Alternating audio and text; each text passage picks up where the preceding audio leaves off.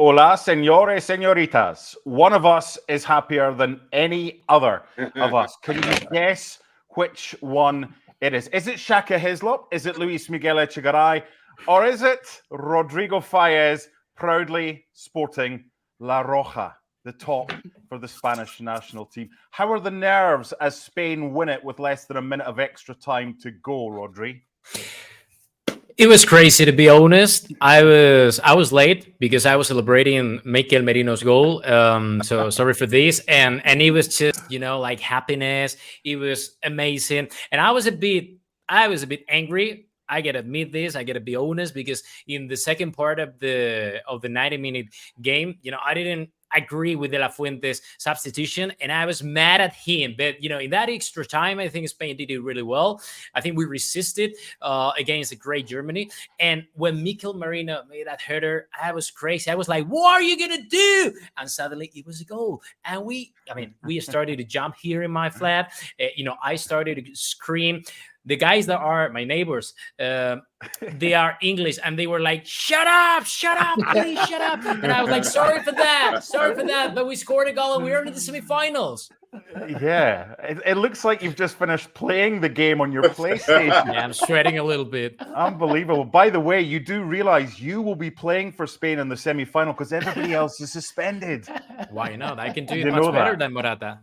Shaka, let's start at the end, shall we? Because it was a tale of two headers. That is as good a technique as I have seen from Mikel Merino. Now, he didn't do great last season as far as goal scoring is concerned for Real Sociedad. That's not his type of game for La Real. He scored 5 goals, but he's scored now his second goal for his country, and it was a brilliant header.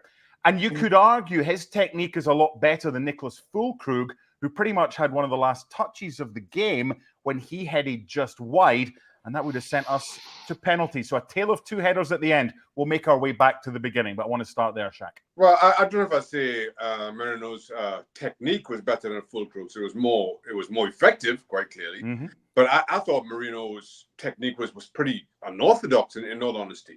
Yeah. And the ball in from Olmo, I thought was an absolute thing of beauty. And then I certainly didn't expect Merino that high up. Tell you who else didn't expect him that far out of the park? Rodrigo, who just seemed to have absolutely no idea he was standing behind him and in a lot of space, some 6 yards out. And then I thought he got up early. I thought he kind of jumped ahead of the ball and had to kind of reach back to get his head on it. And then had to kind of twist in a way that just didn't look normal, almost didn't look natural. But for all that, the effectiveness of it was a header perfectly placed that no goalkeeper in the world would have gotten anywhere near. So as far as technique goes, I thought quite odd.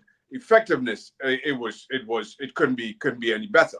Then to the other header, Füllkrug up the other end, exactly the man you want on the end of another very good cross, almost standing, had a slight jump, and it's almost as though he was trying to be a little bit too exact in beating Unai Simon, who had been absolutely incredible all game long. And from a goalkeeping perspective, I appreciate that. I appreciate when a keeper is having a really good game, in the striker's mind, he's thinking, I've got to get this side netting to beat him, as opposed to, let me just miss him by a yard or two. I've got to get it within inches of the post. And because of Unai Simon's, because of his form all game long, if not all tournament long, Füllkrug is thinking, I've got to get this inches inside of the post. In the end, it goes inches just outside, and that allows Spain to hold on to the win. LME, did the best team win today? Yes, they did. I think that if we look overall of the course of the game, Spain had to deal with a few obstacles. Number one, Germany decided to just Mike Tyson this thing at the beginning and just be super It was like physical. Street Fighter, wasn't it? It was ridiculous. I mean, Listen, first of all, it was an absolute shame that Pedri left this game, because I think that he would have been probably one of these players that, as we have seen in the past, and especially for Barcelona, somebody that was able to maybe steady the ship, at least creatively. And Toni Kroos was very lucky not to see a yellow card with that attempt. But that pretty much set the narrative. As soon as that happened, I think the entire German side were like, oh, we can get away with almost anything at this point. So Spain really had to deal with that situation. Dani Olmo, though, his introduction, he was absolutely wonderful. He is such an underrated player. Even now, I feel. I think that he came into this game, knew exactly what the rhythm of it was going to be. And I think that thanks to him, mainly thanks to him, obviously because of the opener for Spain, many things were steadied for La Roja. And as the game developed, still though, Spain had to deal with a few issues through it. But to answer your question, I think Spain overall took care of business, because Kai Havertz had some moments he couldn't take care of. Shaka talked about Fulcrook's header at the end. And in the end, the subs, Luis de la Fuente, as much as I was angry with him that he took off Lamine Yamal, because I really think that the tide kind of changed there, because I think Luis de la Fuente was being more reactive as opposed to being proactive. And it was that fault, I think, that take it to extra time. Mikel Merino with that wonderful unconventional header. So in the end, yes, the right team won, Spain winning 2-1. Can I just jump in? I'm not so sure I'd commit and say, not to just disagree with Dani, but to say the best team. Why not, Shaka? I don't mean that. Why not disagree with him? I don't mean that as any kind of disrespect. Everybody does.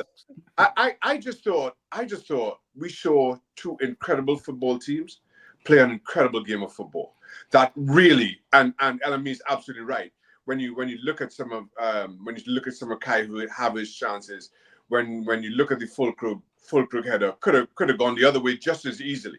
So it really was, and which I expect everybody thought coming into this game that this was just too hard to call, because it's two good football teams, and what we got on the day was both those teams delivering, and credit to both. Spain got it, Spain won it because of that moment of quality from Olmo and Munir at the end. But truth is that it was a game that just oozed quality from beginning to end, and had its fair share of physicality, as to LME's point as well. Is that a plant behind you, or are dinosaurs no longer extinct? Because it's doing a lot of moving. It keeps moving every time you talk, and I feel like there's resting on it. So every time, You're right though, MD. You're right though. It feels like there's a velociraptor ready to come. Anyway, let's get back to the football. Some things happen, and sometimes you've got no control over them, Rodri. And I think LME was spot on there. Toni Kroos was like a wrecking ball at the start. He was so lucky not to be booked there, because he was booked after 67 for pulling the jersey of Dani Olmo, because he couldn't be bothered trying to close him down. Whether he would have done that if he'd been booked, I don't think so. He's just like, I can't be bothered. He couldn't be bothered. But you know what? Dani Olmo probably Pedri's a brilliant player. We love commentating him, and you love watching him as well. But Dani Olmo's probably better suited to playing that 10 role in that system with Morata than Pedri is. And Dani Olmo had such a key role. What was it, a goal and an assist? Today, there's not many times that happens, Rodri. Yeah, I think that Toni Kroos' intention was to try to get Pedri out of the game. I mean, he tried hard in the first 10 minutes and he got it. First of all, I mean, in Spain, we can't believe Toni Kroos could end the game with no red card. I mean, it's impossible. And I think that Anthony Taylor did it really bad, because no one really understands that. Even he was inconsistent today, Rodri, Anthony Taylor. He was given yellows for certain things, and then the same thing would happen later, and you wouldn't get a yellow for it. I thought he was pretty inconsistent today. Yeah, it looks like, no one wanted Toni Kroos to retire. And, it's his option. But, you got to respect the game, and you got to be really, you got to be fair with both teams, with only one team. And I don't really understand why Toni Kroos didn't see the red card. But beside that, I think that the Dani Olmo, he was, for me, the MVP of the game, because he improved what Pedri could have done. First of all, because of his physicality, he's better in shape than Pedri. And secondly, because of the way that Germany played. in the first part of the game, apart from the boxing game that Germany did in the first 15 minutes, when the Germans started to play a little bit, Dani Olmo was the key of the Spain's attack. He was trying to defend. He was helping some other teams in order to play better as a collective, and he was perfect in that position on the field. And the good thing that Dani Olmo has is those assists and the way that he kicks from outside the box. And I think that, it was at the end of the day better for Spain than Pedri. I hope that Pedri can recover on time for semifinals. But Dani Olmo, he did a great game. I think it's the best Dani Olmo game that I remember up to this date. And he's the MVP. I think it's fair enough for him. And he said after the game that he was so happy to be at the country he's playing in every year, trying to succeed with Spain. So everyone's happy except Toni Kroos and Anthony Taylor. I guess they're gonna have dinner tonight together. Steady on. We'll speak more about Toni Kroos because that's his final game. He's now retired. But I want to get the thoughts of all three of you. I want to start with you, LME, with regards to the goals for Spain. It's a good thing, yes, that the goals are being spread out. But one of the questions we've had, and feel free in the comments to submit questions to us, is it a good thing that they're being spread out or a bad thing now that they don't have a focal point in attack for a semi-final against either France or Portugal because Alvaro Morata is suspended? So who replaces him, LME? Well, it is a good thing that it's being spread out because I think that's ultimately the philosophy of Spain. Like, obviously, you want to have your pinpoint man in Alvaro Morata to be, but he's not really the striker that Spain relies on to score. He's the striker that Spain's relying on to hold the ball, create play. In fact, Dani Olmo's goal was because Morata released Lamine Yamal to the side. He was way deeper inside. So really, it's about positionally, who do you want to have? So there are options, right? Towards the end of the game, before taping, we were talking about how Spain really were putting Dani Olmo, Oyarzabal sort of together in this 2-10 side, and then, two behind in the midfield, a sort of 2-2 up. So you don't really need a normal striker. I mean, Joselu obviously could be this replacement striker for part of it, but I don't think that you need to mess, number one, with the most important ingredient, which is Lamine Yamal on one side, Nico Williams on the other one. And if that has to be Dani Olmo just even playing this sort of deep 10, false 9, whatever you want to call it, that kind of just supports those two coming from the outside in, then so be it. Or do you want to make it more of a conventional wisdom and have a regular striker, just put yourself right in the middle? I mean, even Ferran Torres could even do the job because this is a very fluid Spain. Mm-hmm. The key thing is this. It doesn't matter where the goals come from. It's where the productivity comes from. And as long as you have Lamine Yamal and Nico on both sides, Spain should be happy. But yes, obviously, you want to have Morata, the starting line, the starting striker there for Luis de la Fuente. But they have enough weapons. But he's suspended for the semi-final, Rodri. So what do they do? Joselu was mentioned there. If it's France, likely to be up against William Saliba. If it's Portugal, then it'll be Pepe. Would they want someone like a Joselu? Would they prefer that? Or would they want someone to maybe like a false 9, someone that they wouldn't have in their area, but they'd be pretty comfortable about stopping when he got into their area for the semi-final? What do you think?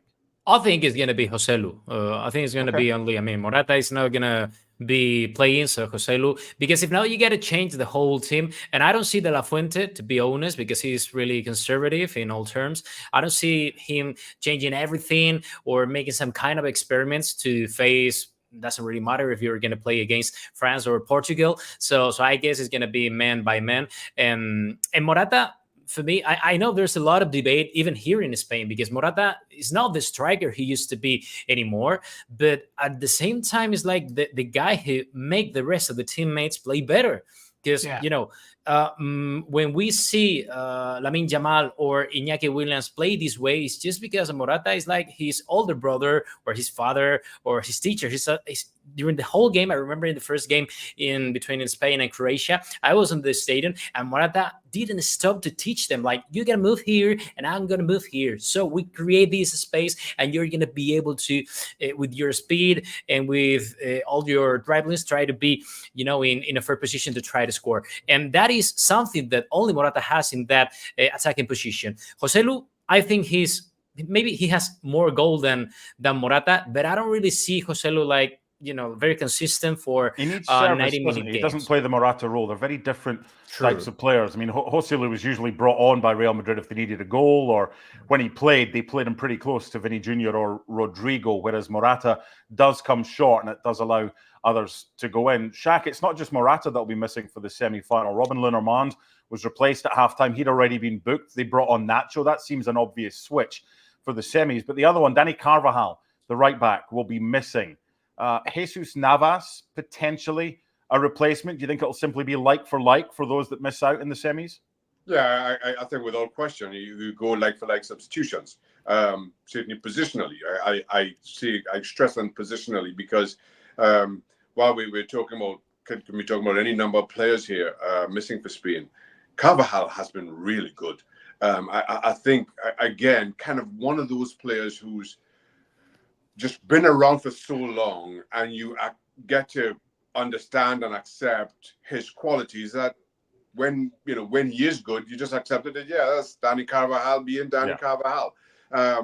But he is such an important player in such a nondescript position as right back. That while yes, okay, like for like swap. It's difficult to replace someone like Dani Carvajal. So listen, all that being said, Spain have a few days now to figure those problems out. Right now, that's on nobody's mind. I'm sure Rodri's not thinking about that himself either, sitting in his apartment. Right now, it's about celebrating the fact that you're in the semi-final, albeit with some issues to address. But you much prefer that than to not be in the semi-final with no issues at all. LME Toni Kroos now retired. His importance to Germany, I think we've seen that. His odds were less than 6-1 prior to this game for player of the tournament. Obviously, that ain't going to happen now because you've pretty much got to get to the semis or the final. But to have him back for this tournament after he'd announced his retirement, where does he kind of sit in the pantheon of German football greats? Oh, man, what a question. I mean, 6-time Champions League winner, a World Cup winner. We've talked about everything that he has done as an individual, as a team player. But Germany has a really big list of royalty, right? From Beckenbauer to Gerd Müller, Lothar Matthäus, Philipp Lahm. I mean, I would put him in the top 10 for sure.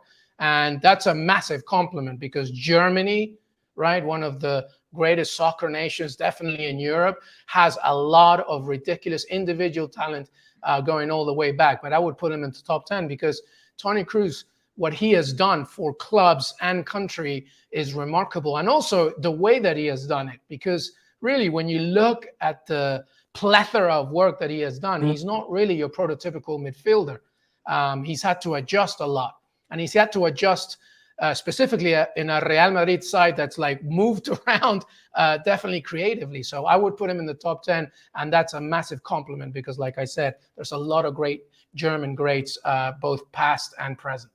Shaka, he's only 34 as well, and he's decided that's it. Good on him for that decision, but we'll all miss him, won't we? Absolutely. I think the game misses Toni Kroos, not just German football. And listen, we've seen very talented players retire at early ages. We've seen some step away from, well, albeit Toni Kroos step away from football entirely, but we've seen some step away from international football and make glorious returns. Zinedine Zidane, and I think Toni Kroos is up there. You know, where as much as I am always a little bit reluctant to talk about individual players and how they fit in with, especially with a country like Germany, in the greater narrative of all-time greats, because of course there's a certain recency bias, especially with a country whose history is as deep as Germany's, whether we're talking, you know, Germany or West or East Germany, depending on how far back we decide to go. But you've got to enjoy Toni Kroos for who he is, for the footballer that he's shown himself to be, a player who was, in his mind, underappreciated at Bayern Munich, and so left. And went to Real Madrid and was everything that anybody could ask a midfielder to be in the white of Madrid. You know, in terms of covering every inch of the park, his passing range with both feet, his vision, everything about Toni Kroos, complete midfielder. and his stepping away is his decision, and it's his right to make. But as a football fan, it's one I wish he'd taken a little bit more time, that we could have enjoyed Toni Kroos a little bit more. But again, that's just me being selfish. Finally, before we let Rodrigo, the big question of the day is as follows. Is it sangria, Rioja, or one of these beers that you're going to celebrate tonight with Rodrigo? San Miguel, Estrella Damm, Alhambra, Ambar, you know all of them. I've got the list. Now I'm going to celebrate with Asturian cider, that we have poured from the bottle to the glass, which is from my region, northern Spain. And I'm going to be even happier than with San Miguel or some other kind of beer. And it's going to be, the next time I go to visit you in Connecticut, I'm going to bring you a box to try to teach you, because that's something good for everyone. Give it to your English neighbors as well, Rodrigo. No, hold on. I don't want you to come here. Why don't the three of us come to you? Yeah, you're more than invited. Now you're talking. Maybe for semifinals or even for the final, because we're gonna get to the final. Maybe you're more than invited here. I mean, my setup is not as big as ESPN setups, but I mean, we can feed here. Rodri, maybe your English neighbors can Airbnb, and then we want to. Come on, forget about that. You know what, Rodri? No Scotland, no party. So we'll come to you. Don't worry about that. We'll be joined by Dalen Cuff very shortly after the break, because we're going to preview the games tomorrow. But Shaka and his movable plant are staying. So is LME. We say to Rodri, thank you, gracias. Thank you very much. Thank you very much. I'm going to recover because I want to be on the semifinals for Tuesday. Enjoy. We'll be back after these. Bye.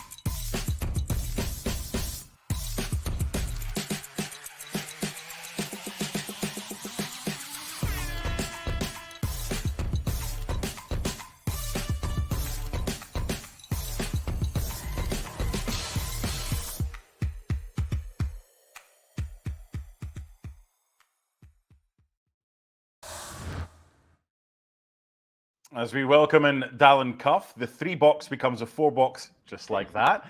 And Dalen doesn't have his setup like he's just been playing Grand Theft Auto or FIFA 2025 or whatever it's called these days. But welcome. And we're going to start with England against Switzerland preview. And I know you've been watching the first part of ESPN FC Live today, Dalen. Do you think that Rodri's neighbours upstairs, the English lot, will be happy at this time tomorrow? Or do you think the Swiss will be the ones celebrating? That's a great question. I love Rodri's energy. I wish I was feeling the same way and euphoric about my team, but we crapped out with America. So that's a different story. Let's get into another show. Another show for the time, and a lot of ranking there too. England and Switzerland. I think from a betting perspective, England is a favorite, not a huge favorite, plus 120, so just over even money, and that really is a result of how they have played to this point in the tournament. But they still remain the favorite to win the whole thing based on the bracket. Again, as the left side of that bracket's being sorted out today is harder than the right side, objectively. I do think the Swiss are live underdogs here. I don't think you'll see many goals. The under 2.5 goals is a massive minus 210, so you got to risk $210 to get 100 back. That type of ratio, that's how few goals there may be. I think this may be a one goal game or maybe even 0-0. I think that both these teams are resolute at the back. We know the Southgate's issues. We've talked through it all and figured out how he has yet to figure it out and put the pieces together in a manner in which is reflective of the talent that they have. Obviously, Bellingham, kind of saving them last game at the death was a remarkable moment, but can they do it again? I think the Swiss are live. To get them to advance is plus 130, and whether penalties, regular time, extra time, anything. That's kind of where I'm going to put my money, because I think you're going to see that, or the fact that it's going to be a very tight game. So I wouldn't be surprised at all if the Swiss win, and then a low scoring or a 0-0 game going past 90. Well, you and I had the discussion yesterday about today's game between Spain and Germany, and we both agreed both teams to score was a good bet. I managed to get it boosted to even money. I thought my money was done up until Florian Wirtz got there. But I bet value, and I think it's important when you bet to bet value and not just bet for the sake of it. The England-Switzerland game for me, Shaka, it seems like a trap game because you just don't know what England you're going to get, especially if they're likely to play three at the back, which seems as though that'll be the case with Konsa coming in for Gehi alongside Stones and Kyle Walker as the right centre-back, Bukayo Saka at left wing-back, Trent Alexander-Arnold at right wing-back, and the holding players would be Kobe Mainoo and Declan Rice, with Bellingham and Foden as the 10s in behind Harry Kane. So because we've not seen that formation before, if that's what England go with, I think it makes it even harder to predict what's going to happen in this game. Yeah, so we've not seen that formation before, but we've seen Gareth Southgate before. And with respect for his accomplishments as England manager, it's always been pretty pragmatic. He's had a host of world-class talents by today's standards to call on, and probably no more so than during this tournament. And yet somehow it's always felt far too cautious for the talent at his disposal. So again, even though, to your point, Mark, it's a juggling of the formation, I don't think it'll be too much different in terms of mindset, in terms of approach. If they find themselves a goal down later on, expect, as you saw previously, that we start throwing bodies on, and all of a sudden England show that they can be an attacking outfit. But until that point, I expect this game, as Gareth Southgate's previous successes have been, will be built on just kind of being tight, not giving much away at all. Shaka, do you remember March 1998? I could barely remember yesterday. With the 1998. Shaka, you played for England against Switzerland for the under-21s. All right, okay. All right. Remember it? Do now. Shaka, it says in Wikipedia you did. It must be true. Yeah. Will you be pulling for the English against the Swiss, given that you did pull on the Three Lions jersey once back in the day? Outside of Trinidad and Tobago and any of the other Caribbean countries, Mark, I am totally neutral. I'm really not bothered. So I'm just going to settle down and hope for a good game of football. Stress on the hope. Do you remember the game, by the way? I do, yeah. Okay. No, I didn't remember the date, but I remember the game. One of three overage players, yes. I believe, England against Switzerland. Anyway, that was a tenuous link just because it was England against Switzerland. LME, I don't have any stats about you in your late teens or early 20s. Maybe that's for the bet. That's right. Yeah. I was it was March 98. Let's see. I was buying Big Punt's Capital Punishment. And then I was happy about John Gregory's Aston Villa because that season we were top of the table by Christmas. Right. Okay. Let's try and get this back out because it's normally you that, or Yanis or someone that takes it away. It's just on me this time. England, Switzerland, LME. What happens? Well, I mean, Shaka said a very important point here. That yes, first of all, I like the formation, and if that's going to happen, I agree with this. I like the fact that he'll be using 2 10s in Jude Bellingham and Phil Foden. I appreciate Ezri Konsa's entrance, not because it's Ezri Konsa, but because it's 3 center backs finally. And I like the idea of having these wing backs, and it'll be interesting to see who eventually he comes with. Mainoo needs to stay in there. I like all of that. But Shaka said something very important here. It's still managed by Gareth Southgate. And ultimately, that's my worry, because now England is facing the best coach side he has faced yet at Euros. This is a tremendous Swiss machine, from Manuel Akanji all the way to Bril Mbolo, Vargas, Reader, whatever you want. They know exactly who they are. They play the ball very well. When they don't have it, they press really well. They're basically every single type of tactical nightmare that Southgate is going to deal with. And my issue with Southgate is even less about who he starts or the formation. It's his thinking during a game. What happens in the rhythm of the game? If his plan A doesn't work, then he's relying so much on individual brilliance, just as we saw last time, thanks to Jude Bellingham. And I think that this is now, he's about to play chess. So I hope that he's ready, because Joaquin has a really good Swiss machine here, and I would not be surprised if the Swiss made it all the way to the final. That's how good I think they are. But the first conundrum, which was to kind of shift around and sort of move this formation that suits them better as opposed to Switzerland, is checked if indeed he goes with this 3-5-2, 3-4-3, whatever it is. But he's about to face a very well-coached Swiss team that knows exactly who they are. So it'll be very intriguing to see what happens.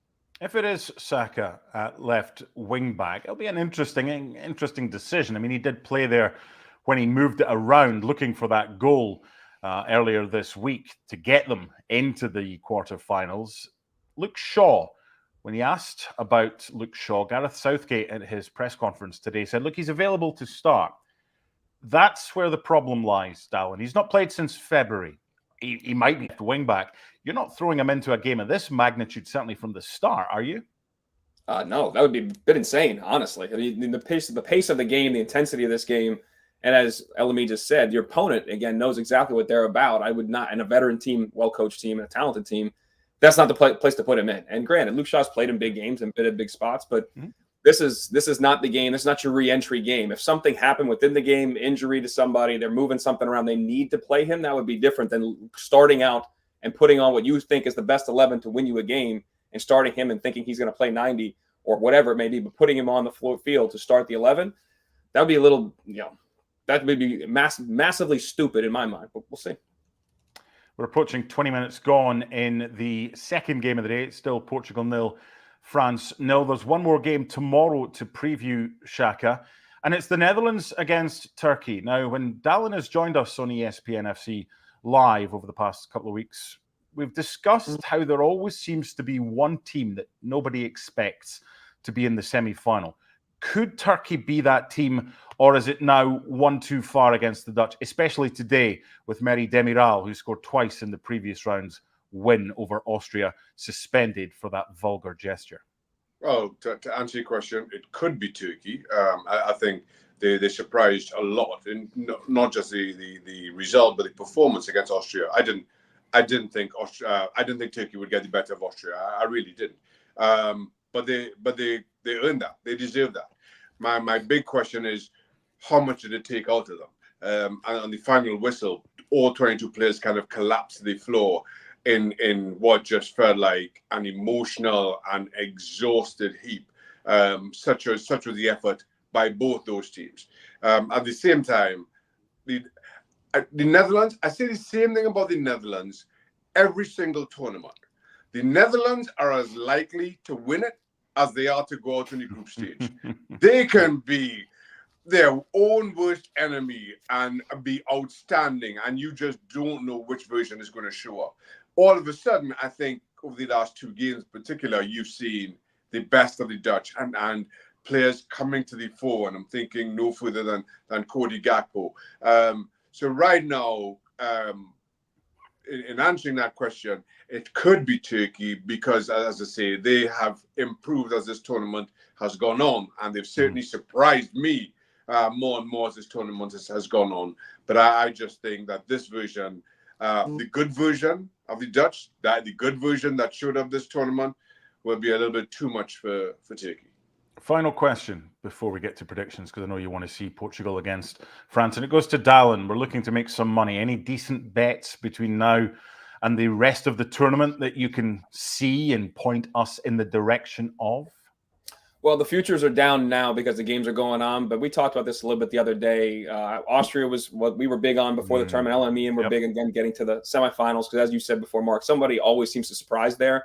I think the Swiss are the move. If you take the Swiss to the finals right now, and when these games end and you get there tonight, you get that at good plus money, and I think that's very, very possible. I mean, if they beat England, they have a decent path. They could obviously beat Turkey or Netherlands and get themselves into a final. So I think you've got a good future play there in terms of value.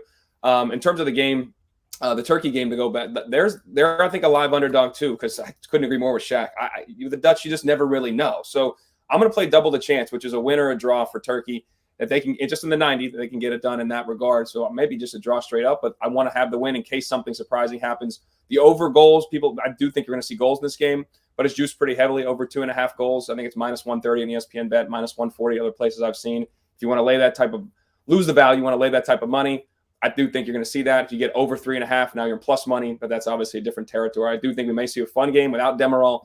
It does affect them defensively as well. So goals likely over 3.5, aggressive, but value there. But I think Turkey's live, and we'll see what happens if they can with double the chance. Okay, give me the 2 teams, please, that will go through from tomorrow's games. Dalen, you start. To me? Well, given what I just said in my bet, we're going to go with Turkey. We're going to roll the dice here. all odds in it, fellas. That's what I want. And I'm going with Switzerland, too. So I'm going with both underdogs in terms of what the bets I'm making. We'll see if that actually pans out. I think we may just hopefully go 1 of 2 and have the value play and make some money on the day. Shaq. England and Netherlands for me. I just think quality rules the day. And LME. Yeah, exactly the same. A reminder that Turkey did win that game against Austria, but they suffered a 38% possession, conceded 21 shots. Like, it was just Austin. It wasn't Austria's day. So I'm going with the Netherlands. I think, like Shaka said, they've shown that they're much better. They were actually really good against Romania. I like what they did. And on the other side, I've been talking a lot about Switzerland, but I'm going with my heart here. I have English family. I grew up there. Like, I'm going with England, even though, my God, what am I doing? Gareth Southgate, just like my ex-girlfriend in high school, she gave me 10 chances. I'm giving you 11 chances here, Gareth Southgate. This is your last chance. This is it. This is it, Gareth. Please, my God. This feels like that's for another show as well, LME. I wonder where you were going with that, LME. I thought you were going to get us kicked off forever. I think it's maybe a good time now just to say thank you to LME for not getting himself or us arrested. Thank you. Just zip. We can't get into. You can think things. But if you say it, that's tomorrow's show, we'll have LME's ex-girlfriend. Tomorrow's show, we've got me and Stevie Nicol talking about England. I mean, what could possibly go wrong with Stevie Nicol and myself talking about England tomorrow? All your minds are polluted. All of them. All of your minds are polluted. Thanks to Rodri. I feel like I'm talking for the same of it now, so I'll say goodbye and congratulations to Spain, the first team through to the semi-finals. Bye for now.